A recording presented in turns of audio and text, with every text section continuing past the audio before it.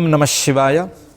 జగద్గురు శ్రీమద్ ఆదిశంకరాచార్యుల వారు రచించిన శివానందలహరి స్తోత్ర గ్రంథంలో 4వ శ్లోకం సహస్రం వర్తంతే జగతి విబుధాః క్షుద్రఫలదాః నమన్యే స్వప్నే వా తదనుసరణం తత్కృతఫలం హరిబ్రహ్మాదీనామపి నికటభాజామసులభం చిరం యాచే శంభో తవ శివ పదాంభోజ భజనం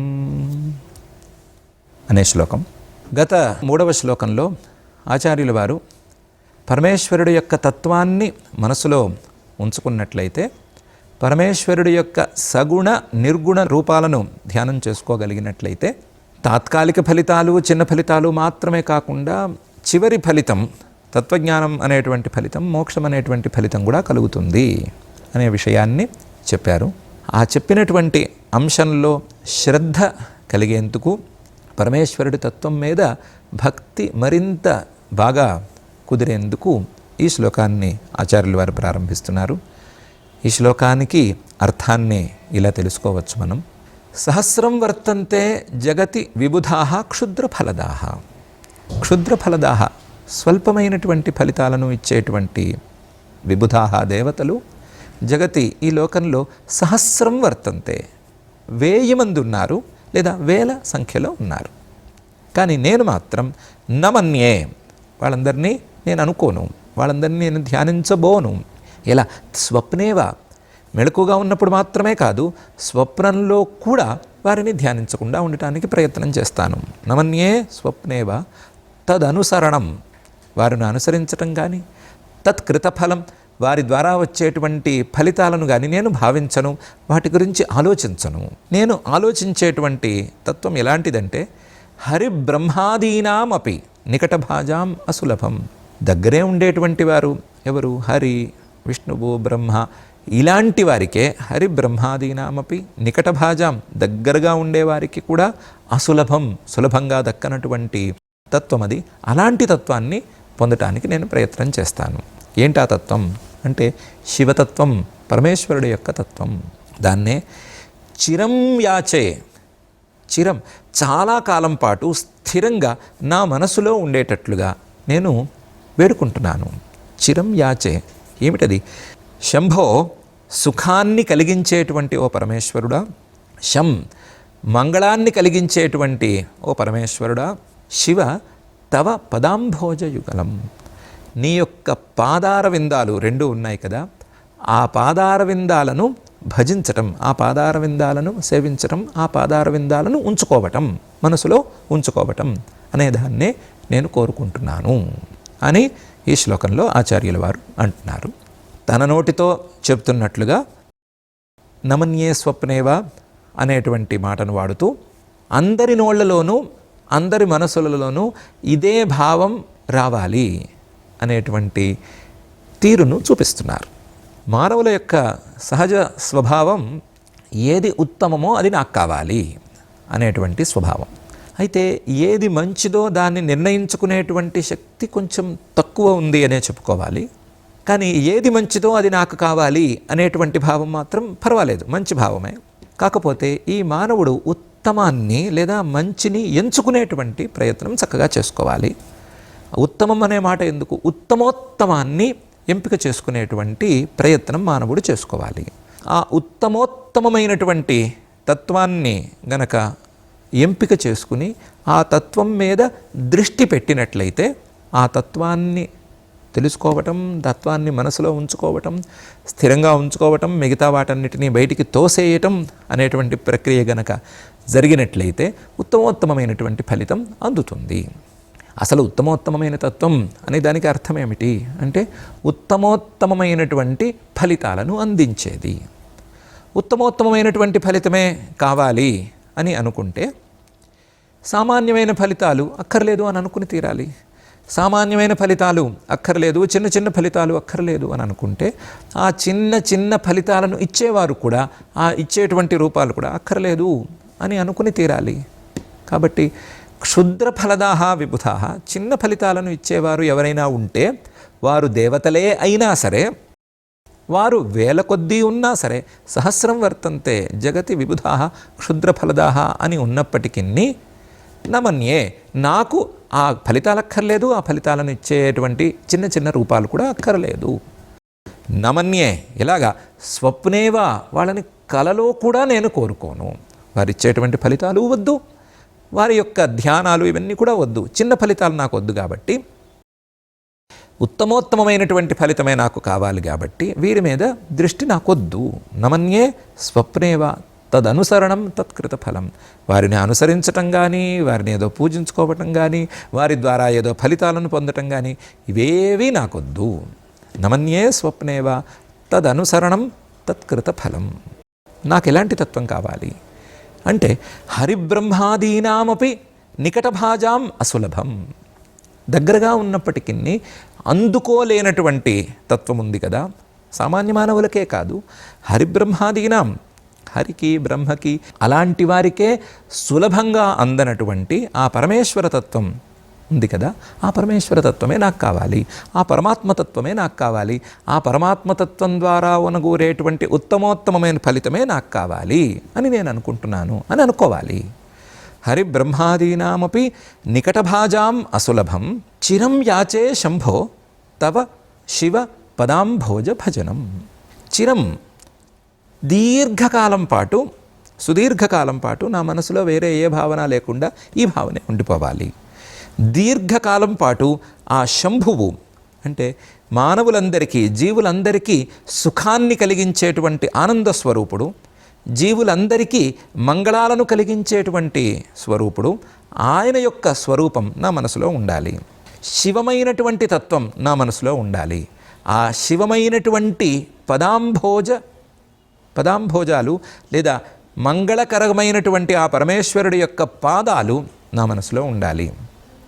లేదా మంగళకరమైనటువంటి పదం, స్థానం, లేదా మానవుల యొక్క గమ్యస్థానం, లేదా తత్వజ్ఞానం ద్వారా తెలుసుకుని చేరవలసినటువంటి స్థానం, ఆ స్థానం మాత్రమే నా మనసులో ఉండాలి. అలా ఉండేటట్లుగా నువ్వే అనుగ్రహించు, అలా ఉండేటట్లుగా నా ప్రయత్నం సాగేటట్లుగా నువ్వు అనుగ్రహించు అని ఆచార్యుల వారు మానవ స్వభావాన్ని దృష్టిలో ఉంచుకుని దానికి తగ్గట్లుగా ఈ శ్లోకాన్ని రచించి చూపిస్తున్నారు. ఇందులో ఉత్తమ పురుష ప్రయోగం చేయటం ద్వారా, నమన్యే నేను అని అనటం ద్వారా ఈ శ్లోకాన్ని పఠించిన వారు కావచ్చు, లేదా ఈ శ్లోకాన్ని వినేవారు కావచ్చు, ఎవరైనా కావచ్చు, వారందరూ ఇలా అనుకోవాలి, నేను నేను అని అనుకోవాలి. నేను చిన్న చిన్న ఫలితాలను కోరుకోను, నేను ఉత్తమోత్తమైనటువంటి ఫలితాన్ని కోరుకుంటాను. ఆ ఉత్తమోత్తమైనటువంటి ఫలితాన్ని ఇచ్చే ఉత్తమోత్తమైనటువంటి తత్వాన్ని మాత్రమే నేను కోరుకుంటాను. ఆ తత్వాన్ని మాత్రమే నా హృదయంలో స్థిరంగా ఉంచుకుంటాను. అలా ఉంచుకునేటట్లుగా నేను మారాలి అని భావన చేయాలి అని ఉపదేశం చేస్తున్నారు. చక్కటి భావన. కొంచెం తప్పుగా అర్థం చేసుకుంటే వేర్వేరు అర్థాలను ఇచ్చేటువంటి ప్రమాదం ఉంది. మిగతా దేవతల మీద, ఆ యొక్క రూపాల మీద ఏమైనా మనకు వేరే భావన కలుగుతుందా అనేటువంటి భయానికి ఆస్కారం ఉంది. అలాంటి భావనతో నిమిత్తం లేకుండా ఆయా దేవతలకు సంబంధించినటువంటి చిన్న చిన్న రూపాల ద్వారా కలిగేటువంటి చిన్న చిన్న ప్రయోజనాలు నాకు అక్కరలేదు. ఆయా దేవతలందరూ పరమాత్మ యొక్క అంశాలే. పరమాత్మకు మించి లేదా పరమాత్మ కంటే వేరైనటువంటి దేవతలు లేనేలేరు అనేటువంటి భావం అలాగే ఉండగా, ఆ భావాన్ని ఏమీ కదల్చకుండానే ఆ ఫలితాలు నాకొద్దు కాబట్టి ఆయా దేవతా రూపాల మీద నేను శ్రద్ధను ఉంచను. శ్రద్ధ నాకు అక్కరలేదు. నా యొక్క శ్రద్ధ కేవలం పరమాత్మ తత్వం మీద, పరమేశ్వరుడి యొక్క తత్వం మీద ఉండాలి. ఆ శ్రద్ధ ద్వారా నేను పరమేశ్వరుడి తత్వం మీద దృష్టిని సారించుకోవాలి అనేటువంటి భావాన్ని మాత్రమే ఈ శ్లోకం బోధిస్తోంది. అయితే కావ్యపరంగా వచ్చినప్పుడు ఇలాంటి ప్రయోగాలు చేయటం తప్పనిసరి కాబట్టి ఆచార్యుల వారు సహస్రం వర్తంతే జగతి విబుధా క్షుద్రఫలదా నమన్యే స్వప్నేవా తదనుసరణం తత్కృత ఫలం అని అంటూ హరిబ్రహ్మాదీనామపి, హరిబ్రహ్మ అనేది కాదు, దగ్గరగా ఉండేటువంటి వారికి కూడా, అంటే ప్రతి ప్రాణి యొక్క హృదయంలో ఆయన నెలకొని ఉన్నట్లయితే, ప్రతి ప్రాణి యొక్క మనస్సులో ఈ పరమేశ్వరుడు, ఈ పరమాత్మ గనక నెలకొని ఉన్నట్లయితే అందరికీ దగ్గరగా ఉన్నవాడే కదా. అందరికీ దగ్గరగా ఉన్నవాడే అయినా సరే ఆయన ఎందుకు తెలుసుకోలేకపోతున్నారు అందరూ అంటే నికట భాజామప్య సులభం. అందరికీ దగ్గరగా ఆయన ఉన్నా, అందరూ ఆయనకి దగ్గరగా ఉన్నా సరే ఆయన సులభంగా అందటం లేదు. ఎందుకు అందటం లేదు అంటే ఆ ప్రయత్నం అటువైపు లేదు అనే విషయం తెలుస్తోంది కదా. కాబట్టి ప్రయత్నం అటువైపు ఉండాలి, దానికి తగ్గట్లుగా శ్రద్ధ కూడా అటువైపే ఉండాలి అనే భావనను ప్రోత్సహిస్తోంది ఈ శ్లోకం. చిరం యాచే శంభో శివ తవ పదాంభోజ భజనం. నీ పాదారవిందాలు మాత్రమే నా హృదయంలో ఉండాలి, నీ మంగళకరమైనటువంటి పాదారవిందాలు మాత్రమే నా హృదయంలో ఉండాలి, నీ ఆనందకరమైనటువంటి పాదారవిందాలు మాత్రమే నాకు హృదయంలో ఉండాలి, వేరే ఏమీ వద్దు, నాకు నిజమైనటువంటి ఫలితం కావాలి. చిన్న చిన్న ఫలితాలో లేదా తాత్కాలికమైన ఫలితాలో, అసలు ఫలితాలో కావో తెలియని స్థాయిలో ఉండేటువంటి ఫలితాలో నాకొద్దు అనేటువంటి భావనను మన మనసులోకి ఇంజెక్ట్ చేయటానికి శంకరాచార్యుల వారు ఈ శ్లోకాన్ని రచించి చూపిస్తున్నారు. సహస్రం వర్తంతే జగతి విబుధాః క్షుద్రఫలదాః నమన్యే స్వప్నేవా తదనుసరణం తత్కృత ఫలం హరిబ్రహ్మాదీనామపి నికటభాజామసులభం చిరం యాచే శంభో శివ తవ పదాంభోజ భజనం అని. అందమైనటువంటి ఈ శ్లోకం మానవుడి యొక్క మనస్సుని పరమేశ్వర తత్వం వైపు మళ్ళేటట్లుగా చక్కగా ప్రోత్సహిస్తోంది అనే విషయంలో ఏమీ సందేహం లేనట్లుగానే, మానవుడి యొక్క మనస్సు గనక పరమేశ్వరుడి మీద ఒక్కసారి మళ్ళితే, ఒక్కసారి ఏదో ఒక కారణంతో గనక మళ్ళితే, ఆ మానవుడు అందుకోలేని స్థితి అనేది ఉండనే ఉండదు అనే విషయం కూడా చాలా స్పష్టంగానే ఈ శ్లోకంలో తెలుస్తోంది. ఈ శ్లోకంలో తెలిసేటువంటి విషయమే కుబేరుడు యొక్క వృత్తాంతంలో కూడా మనకు చక్కగా తెలుస్తోంది. కుబేరుడు అంటే మనకు చక్కగా తెలుసు, ధనాలకల్లా అధిపతి, ధనదాత. అబ్బో, ఆయన మీద వ్రతాలు చాలానే ఉన్నాయి. లక్ష్మీదేవికి ఆయనకి కాంబినేషన్స్తో చాలానే వ్రతాలు వచ్చినాయి. అవన్నీ అలా ఉండగా ఈ కుబేరుడు అనేటువంటి వాడు ఒక కాకతాళీయమైనటువంటి చిన్న సంఘటనతో మహాశివ భక్తుడైపోయాడు. ఎలా అయిపోయాడు అంటే, ఈయన యజ్ఞదత్తుడు అనే ఆయన కుమారుడుగా ఒక జన్మలో ఉన్నాడు.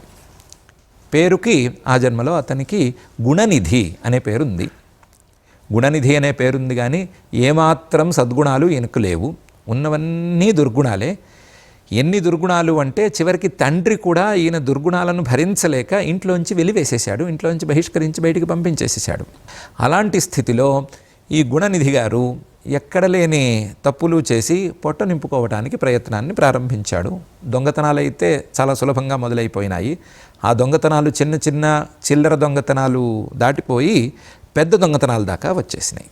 ఆ పెద్ద దొంగతనాల్లో భాగంగా ఒకరోజు ఒక శివాలయంలోకి వెళ్ళి అక్కడ ఉండేటువంటి డబ్బుని దొంగిలిద్దాం అని ప్రేరణ కలిగేదాకా వచ్చింది.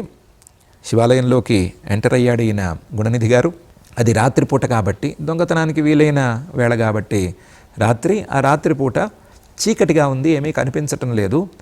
ఏం చేయాలి అని ఆలోచించి, వెలుగు కావాలి కదా అని అక్కడ మిణుకుమంటున్నటువంటి ఒక దీపాన్ని చూసి తన ఉత్తరీయాన్నే కాస్త వత్తిలాగా కొద్దిగా మడిచి వెలుగు కోసం అని తన ఉత్తరీయాన్ని, తన పైబట్టని వెలిగించాడు.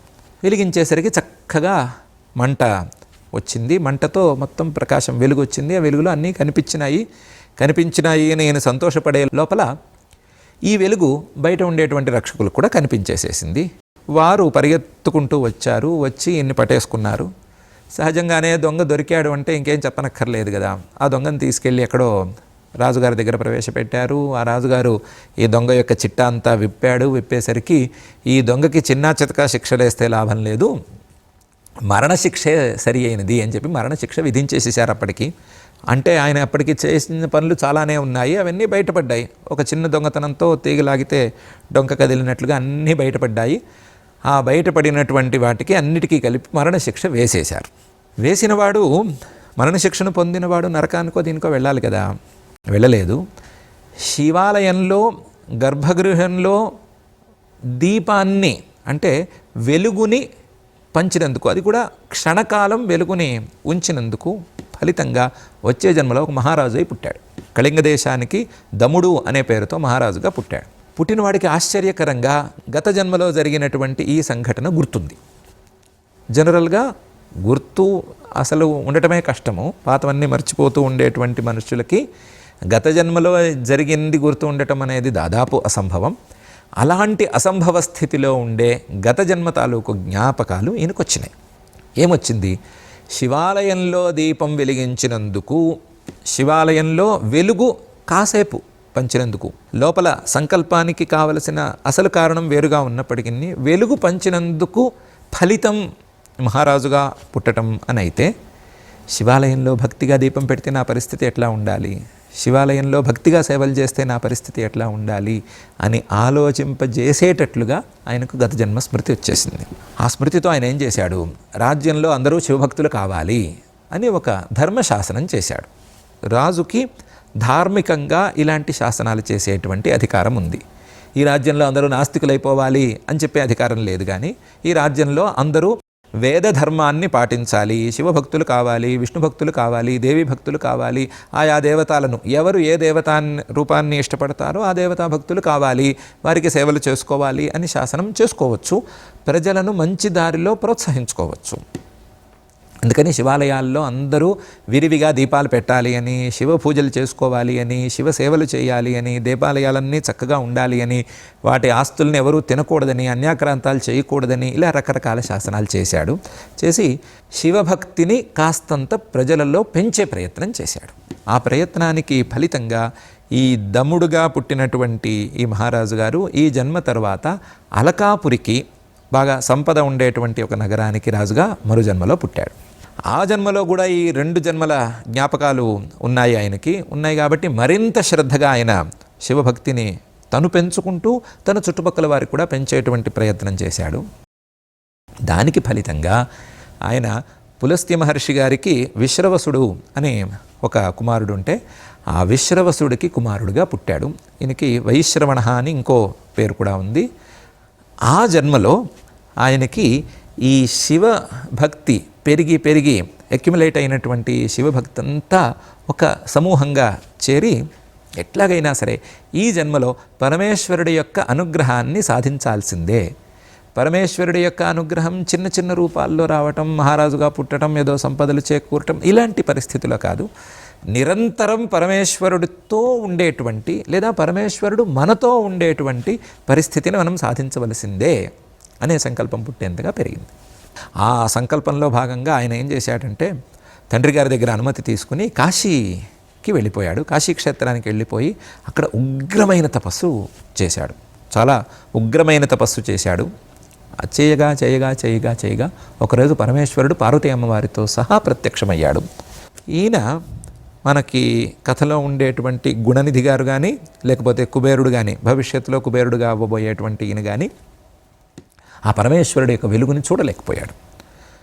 వెలుగుని చూడలేక, అయ్యా నువ్వు ప్రత్యక్షమైతే అయ్యావు తెలుస్తూనే ఉంది, కానీ నిన్ను చూడలేకపోతున్నానే, నిన్ను చూడలేని ఈ సాక్షాత్కారం అనేది నాకెందుకు అని పాపం బాధపడ్డాడు. కొంచెం భక్తిగా ఆర్తిగా పరమేశ్వరుణ్ణి మళ్ళీ స్తుతి చేశాడు. పరమేశ్వరుడు ఆ వ్యక్తి మీద దయతో ఒకసారి అతన్ని స్పృశించాడు. స్పృశించిన వెంటనే అతనికి పరమేశ్వరుణ్ణి చూడగలిగినటువంటి దృష్టి శక్తి అనేది ఏర్పడింది. ఏర్పడితే పరమేశ్వరుడి పక్కన పార్వతీ అమ్మవారిని చూశాడు.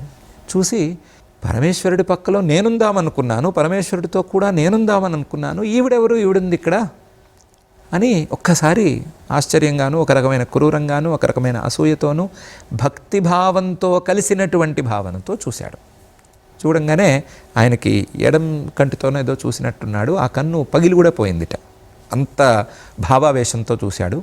కాస్తంత అమ్మవారికి కూడా కోపం వచ్చిన మాట వాస్తవం. అయితే పరమేశ్వరుడు అమ్మవారిని కాస్త ఊరడించి, ఇతను దుష్టుడు కాడు, నా సాన్నిధ్యాన్ని కోరుకుంటున్నాడు, ఎవరికీ దక్కనంత పరమేశ్వర సాన్నిధ్యం కావాలి అని ఇతను కోరుకుంటున్నాడు, చిన్న చిన్న ఫలితాల మీద ఆశలను వదులుకున్నాడు, నువ్వు కూడా ఉండేసరికి నేను ఉండవలసిన, నేను ఉందామనుకున్న చోట్లో ఈవిడ ఉందేంటి అని ఒకసారి అనుకున్నాడే తప్ప దుష్టుడు కాడు, నీ కుమారుడు, నా పుత్రుడు, నేను మానసికంగా పుత్రుడిగా ఇతన్ని స్వీకరించాను, కాబట్టి నువ్వు కూడా అనుగ్రహ బుద్ధితోనే ఉండు అని అమ్మవారికి చెప్పి అతన్ని కుబేరుణ్ణి కాస్తంత ఆశ్వాసన చేసి, నువ్వు అలా చూడకూడదు, ఈవిడ నీ తల్లి, ఈవిడికి నమస్కారం చెయ్యి, ఈవిడ యొక్క అనుగ్రహం నీకు చాలా కావాలి, ఈవిడ జ్ఞానరూపిణి, జ్ఞానాన్ని ప్రసాదిస్తుంది, ఇలా క్రూరంగా చూడొద్దు అని బుద్ధి చెప్పి, నువ్వు అనుకున్నట్లుగా నీకు నా సాన్నిధ్యాన్ని ప్రసాదిస్తున్నాను. సాన్నిధ్యం కొంచెం పైకెళ్ళి నా మిత్రత్వాన్ని, నా స్నేహాన్ని నీకు ప్రసాదిస్తున్నాను. ఇక మీద నీకు త్ర్యంబక సఖః అని పేరు వస్తుంది అని వరమిచ్చి, సరే పనిలో పని ఉత్తర దిక్కుకి అధిపతి ఎవరూ లేరు కాబట్టి ఉత్తర దిక్కుకి అధిపతిగా నువ్వు ఉండు.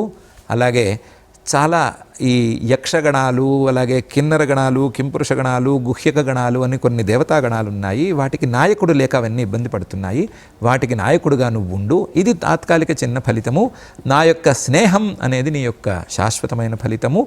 ఆ ఫలితంతో పాటు బాధ్యతలను కూడా నిర్వర్తించు అని అతనికి వరం రూపంలో బాధ్యతలను కొన్నిటిని, తన యొక్క శాశ్వతమైన సాన్నిధ్యాన్ని, తనతో కూడా లేదా కుబేరుడితో కూడా తాను ఉండేటువంటి స్థితిని అతనికి ప్రసాదించి, దొంగగా ఉండేటువంటి అతనిని, దొంగతనంతో శివభక్తిని పెంచుకున్నటువంటి అతనిని సర్వోత్కృష్టమైనటువంటి స్థితికి, ఉత్తర దిక్కుకు అధిపతిగా ఉండే పరమేశ్వరుడి స్నేహితుడిగా చెప్పుకునేటువంటి స్థితికి తీసుకొచ్చాడు అని మనకు పురాణాలు చెప్తున్నాయి.